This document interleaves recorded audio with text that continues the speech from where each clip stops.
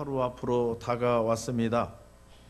예수님께서 이 세상에 태어나신 이 성탄의 기쁜 소식은 과연 누구에게 먼저 전해졌느냐 하는 얘기입니다. 예수님께서 이 땅에 나신 그 기쁨의 소식은 화려한 궁전에 먼저 알려진 것도 아니었습니다. 또 불빛이 번쩍이는 도시 한복판에 알려진 소식도 아니었습니다. 밤이 지나는지도 모르게 행복하게 지내는 행복한 가정에 그 소식이 전해진 것도 아니었습니다. 그렇다고 해서 위험이 가득한 성전에 예배드리는 곳에 예수님께서 이 땅에 오신 기쁜 소식이 전해진 것도 아니었습니다. 오늘 여기 2장 8절 말씀에 보면 목자들이 밤에 밖에서 자기 양떼를 지키더니, 다시 말하면 밤에 잠도 자지 못하고 양떼들을 지키고 있는 그 가난한 목자들에게 예수님의 탄생의 소식은 전해지기를 시작했다고 하는 말씀입니다. 가난한 목자들이었습니다. 밤에 집에도 들어가지 못하고 들에서 밤새껏 지내는 그러한 목자들이었습니다. 그러나 그들은 열심히 자기들에게 맡겨진 사명을 충성되이 감당하는 자들이었습니다. 우리는 이 양치는 목자에 대해서 잘 이해가 안 갑니다만은, 제가 카자흐스탄에 다니면서 보니까는 시골 마을에 가면 아침 해가 뜨면 목자가 나옵니다. 그러면 각각 집에서 기르는 모든 양들이 각각 집에서 나와요. 다 마을 어귀로. 그러면 그 나온 양들을 다 이끌고 목동이 갑니다. 그러니까 목동이 양들을 먹이는데 자기 소유가 아니에요. 이 목자는 그 양들을 끌고 가서 풀을 먹이고 또 데려오는 일만 하는 거예요.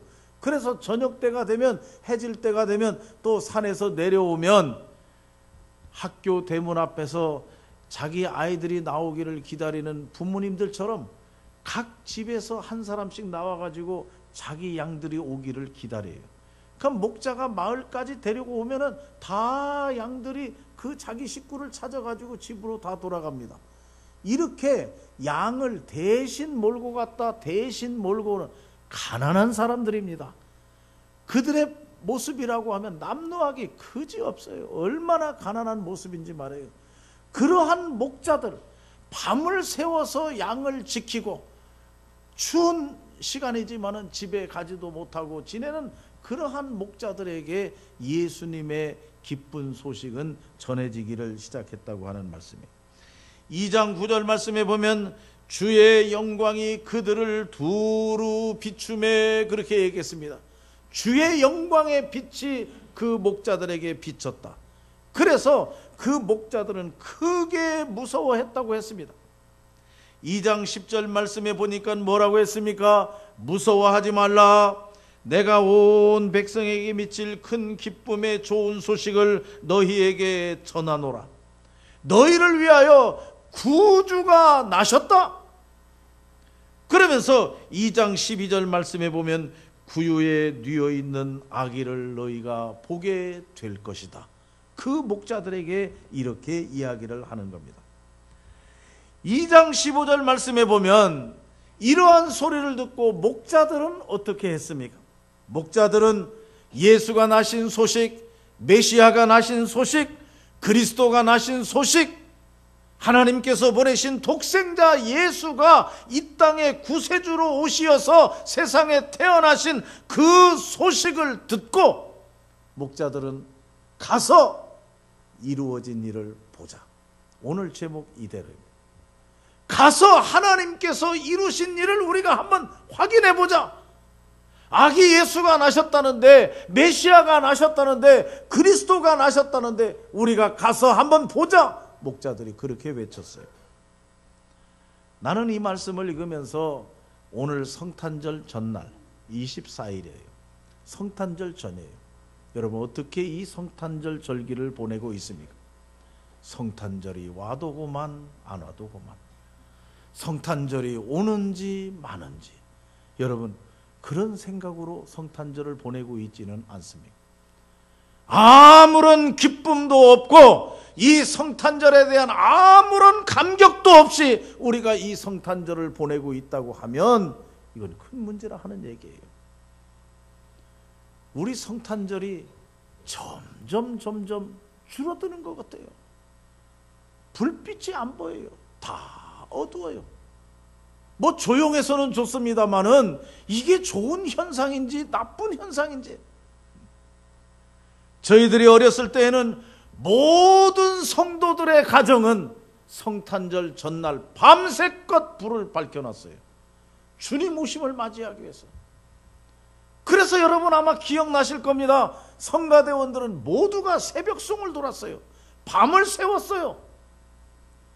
그래서 장로님 가정, 집사님 가정, 권사님 가정 밤새껏 불을 켜놓고 찬양대원이 가가지고 기쁘다 구주 오셨네 찬송을 불러요.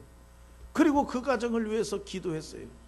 예수님 나신 기쁜 소식을 제일 먼저 찬양대원이 가서 전했어요. 재미있는 것은 기다리다가 깜빡 장로님이 잠들어 버렸어요. 그래가지고 찬송 다 끝나고 기도 다 끝나고 찬양대원들이 다 돌아갈 때까지도 몰라요. 그러면 얼마나 미안한지 또 그게 말이에요. 불은 다 밝혀놓고 찬양대원 오면 차례도 한 잔 드리려고 다 준비를 해놨는데 깜빡 잠이 들어서 지나가는 것도 모르고 지나갈 때가, 이런 에피소드들이 참 많이 있었어요. 아무튼 불을 다 밝혀놨어요. 필리핀에 갔더니 지난 9월 달부터 추리를 시작했어요. 공항에 내리니까 징글벨 소리가 나요. 날씨는 더운데 9월 달이 됐는데 9월 달, 10월 달, 11월 달, 12월 달 한 4달 동안을 성탄절 절기, 그래서 거리마다 백화점마다 아니면 뭐 호텔마다 가는 데마다 얼마나 추리를 잘 해놓았는지 말이에요. 이건 필리핀은 우리보다 기독교를 훨씬 더 먼저 받아들였기 때문에 이것이 하나의 문화로, 나라의 문화로 정착을 해가지고 이 성탄절이 되면은 9월부터 들뜨기 시작해가지고 이 성탄절을 넘기면은 다시 새로운 힘을 백성들, 국민들이 얻는다 그런 겁니다. 아무튼 오늘 성탄절 전날을 우리가 맞이했는데 여러분 마음은 어떻습니까? 나는 오늘 이 목자들의 자세를 보면서 우리도 이 성탄절에 오늘 제목과 같이 우리 한번 하나님이 이루신 이 일을 보러 가자. 이 일을 보러 가자. 한번 이 일을 보자 하고 주님 만나기를 원하는 마음으로 성탄절을 기다리고 있는지 한번 생각해 보자는 겁니다. 어떤 사람이 주님을 만날 수 있을까? 하나님께서 하신 이 위대한 일을 어떤 사람이 발견할 수 있을까? 하나님께서 독생자 예수 그리스도를 이 땅에 보내주시어서 십자가에 못 박혀 죽게 하시고 그를 통해서 우리를 구원하실 구세주 예수 그리스도를 이 땅에 보내셨는데 이 이루어진 일을 볼 수 있는 사람이 어떤 사람들이냐? 저는 오늘 이 본문 말씀을 읽어보니까 2장 16절에 이런 말씀이 있어요. 목자들이 빨리 가서 그랬어요. 빨리 가서 마리아와 요셉과 구유에 누인 아기를 찾아서 16절에 있지 않습니까? 여기 빨리 가서라고 하는 것은 간절한 사모함을 이야기합니다. 여러분, 예수님 만나기를 간절히 사모하는 사람이 구주 예수를 만나게 될 줄로 믿습니다. 그런 간절함을 가지고 우리가 성탄절을 기다리고 성탄절을 맞이할 때 이 성탄절이 우리에게 축복이 된다는 얘기예요. 그런데 여러분, 문제는 무엇입니까? 우리의 마음속에 이 성탄절에 대한 간절함이 사라졌다고 하는 겁니다. 예수님을 만나기 위한 사모함이 우리의 마음속에서 다 사라졌다고 하는 것. 그래서 이 성탄절이 지나가는 바람만도 못한 이러한 성탄절이 되어가고 있다고 하는데 얼마나 안타까운지 모른다고 하는 말씀이에요. 여러분, 오늘 성탄절 전날입니다. 이 목자들과 같이 빨리 가서 이 이루어진 일을 우리가 보자 하는 것처럼 예수님 만나기를 간절히 사모하는 성도들 되시기를 바랍니다. 메시아 곧 그리스도 만나기를 간절히 사모하며 기다리는 여러분에게 하나님의 은총이 함께하게 될 줄로 믿습니다. 또한 오늘 이 말씀에 보면 여기 마리아의 이야기가 나와요. 19절 말씀에 마리아는 이 모든 말을 마음에 새기어 생각하니라. 마음에 새기어 생각한다라고 하는 말이 무슨 말인가 하고 찾아보았더니 고이 간직한다고 하는 말입니다. 하나님께서 독생자 예수 그리스도를 이 땅에 보내주셨는데 그 예수 그리스도는 이 모든 만민의 구주이시고 예수 그리스도는 온 백성을 구원할 구세주라고 하는 사실, 이것을 마음에 꼭 간직하는 거예요. 그리고 마음에 고이 간직할 뿐만 아니라 이 마음에 새긴다, 생각한다 하는 얘기는 곰곰이 되새긴다고 하는 얘기예요. 나는 이 말씀을 묵상하면서 마리아는 천사가 이야기해 준 그 말, 하나님께서 독생자 예수 그리스도를 보내셨다. 너로 하여금 잉태하게 되고 네가 낳은 그 예수가 만민을 구원할 구세주이시다라고 하는 이러한 기쁜 소식에 대해서 믿음으로 화답하고 곰곰이 마음속에 간직하는 겁니다. 마리아는 어떻게 했습니까? 처녀가 잉태를 했다고 하면은 돌에 맞아 죽을 일입니다. 그 당시에는 그래요.